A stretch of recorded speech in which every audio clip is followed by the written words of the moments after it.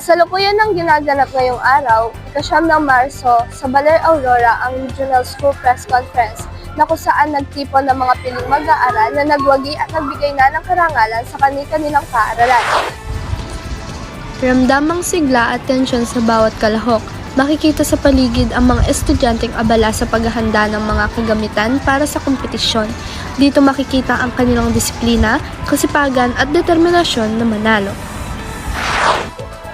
Nagmula ang mga kalahok sa iba't ibang probinsya ng Rehiyon 3 at handa lang humakot ng tagumpay sa kategoryang pagsulat ng balita, opinyon, lathalain, agham-lathalain, column, editorial, balitang sports, pagwasto ng CP at pagbulo ng balita, pagkuha ng larawan at editorial cartoon.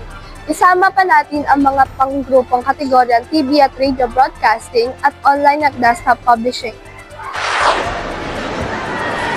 Hindi makakaila na nagtagumpay ka sa pang-division na laban dahil isa ka ngayong regional participant.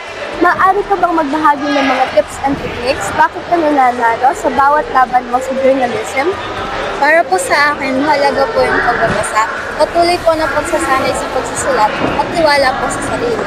Malaki rin po yung tulong ng aming coach, suporta po ng pamilya ko at gabay po sa akin ng Panginoon Diyos. Ginagawa ko rin po ito hindi lang para sa sarili ko, hindi para i-represent ko po yung paaralan. Narinig ninyo ang ibinahaging sagot ni Claire sa aking tanong. Sabi nga niya, ang laban ngayong regional ay para sa paaralan, sa pamilya niya at sa Panginoong Diyos na nagbibigay ng talino at husay sa kanya. Habang nagpapatuloy ang RSPC sa Baler, bawat probinsya ay umaasa at nananalangin mag-uwi ng panalo. Isang katotohanan ang tunay na totoo, bawat kalahok ay may ginagawang pagsasanay, inilalaan na panahon at disiplina sa larangan ng pamamahayag.